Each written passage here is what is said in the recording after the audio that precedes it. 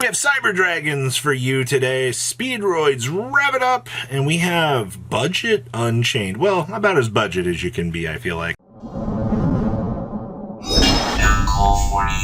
Make sure you guys smash the living crap out of that subscribe button so you guys don't miss out on more awesome content. You know, it's always a good day out here when you see that somebody was able to sack through a tournament, in my opinion, with good old Machine Dupe call out the Cyber Dragon army. You know, I love Cyber Dragons. I think that this deck is really good, but let's be honest here. You probably are going to hit some high rolls out here where you can roll Raigekis after you do an entire Cyber Dragon special summon, start building the board. Slam down Raigeki, proceed to OTK your opponent through some of the, I don't even want to call these sackier methods, through consistency at its finest, because that is the Cyber Dragon way. I do see, though, that this build sides in very, very strongly for defensive options, just to be able to attempt to play the game in any sort of capacity. And to be honest with you here, you don't really have much of a choice. You're kind of forced to play a lot of options like this just to make sure that you can kind of get the game going, or defensively be able to play the game, because let's be honest here, you're playing Cyber Dragons, right? It's go second or bust, and unfortunately, I mean, some of these boards right now can be very, very terrible for you to deal with. I'm also surprised, actually, this deck's not playing Clockwork Knight.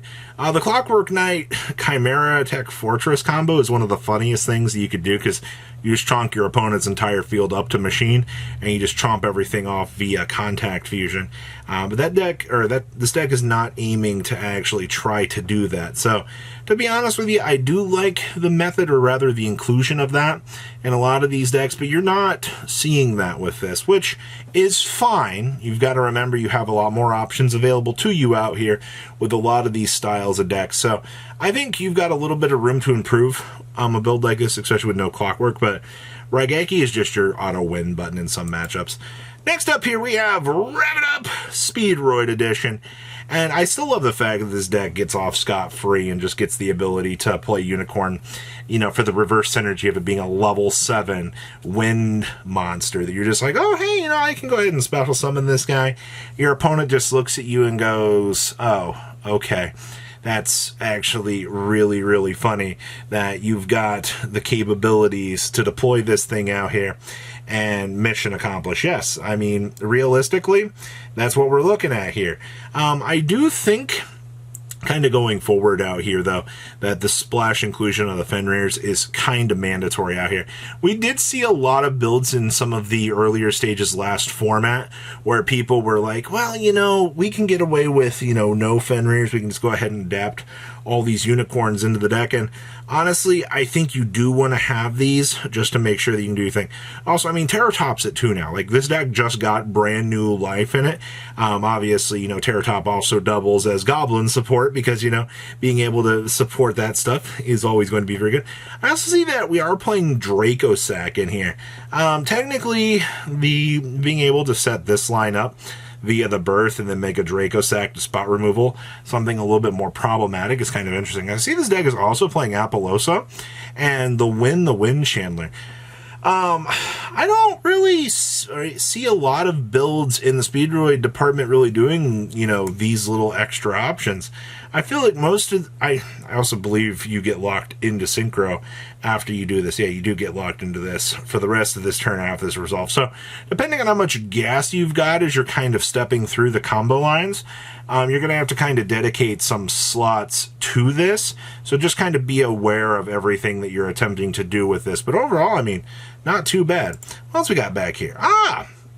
So this was shown as Budget Unchained, but my primary concern was saying that this is Budget Unchained, as Soul Lord Yama is now over like $25 at this point.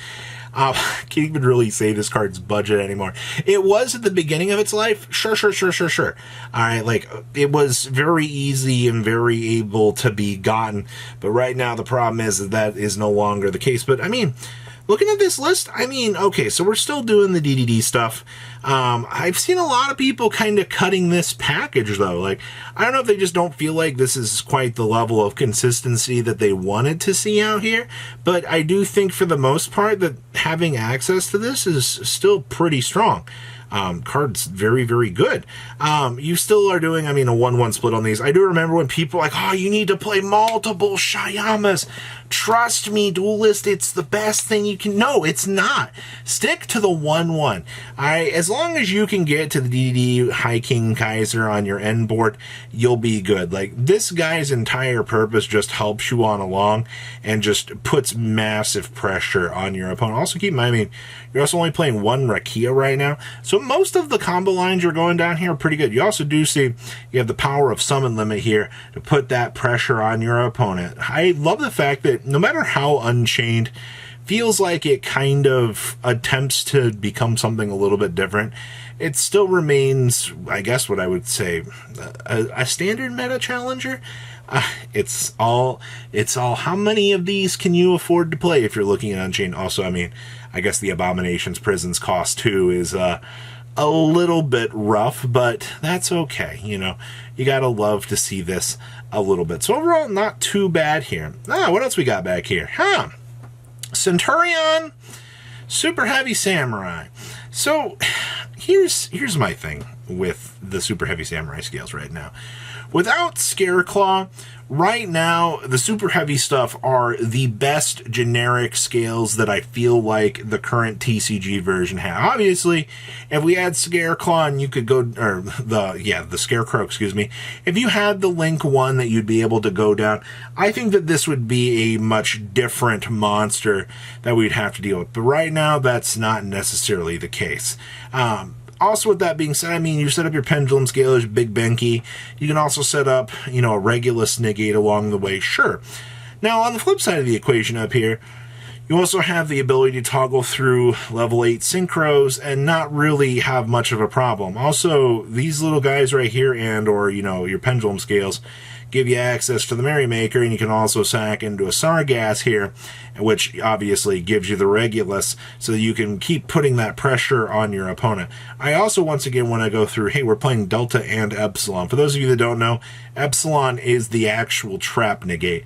We've finally reached the point in the game's history where Delta actually matters. The game has degenerated to the point right now that obviously Gamma is a broken card, but now we have to rely on Delta to stop these very strong power cards that resolve, that put this ridiculous pressure on our opponent. Basically being able to abuse this is crazy.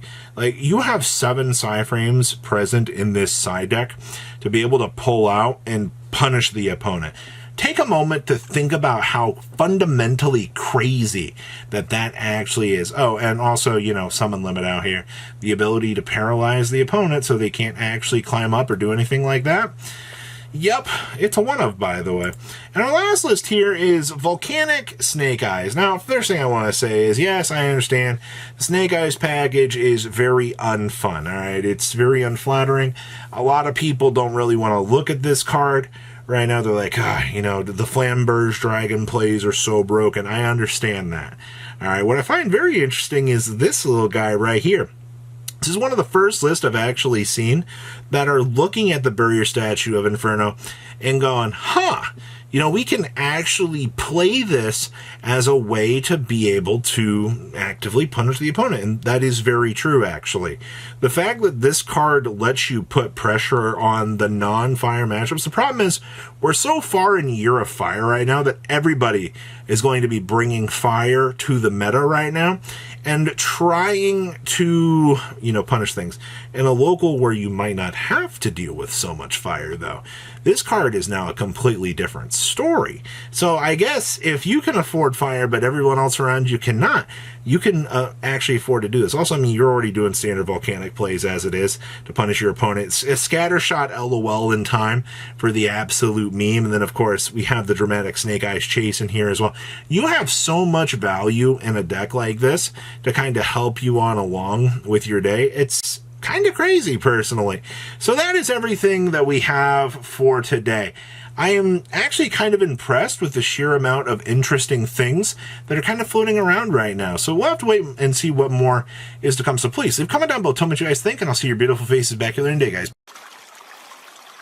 Patrons, thank you.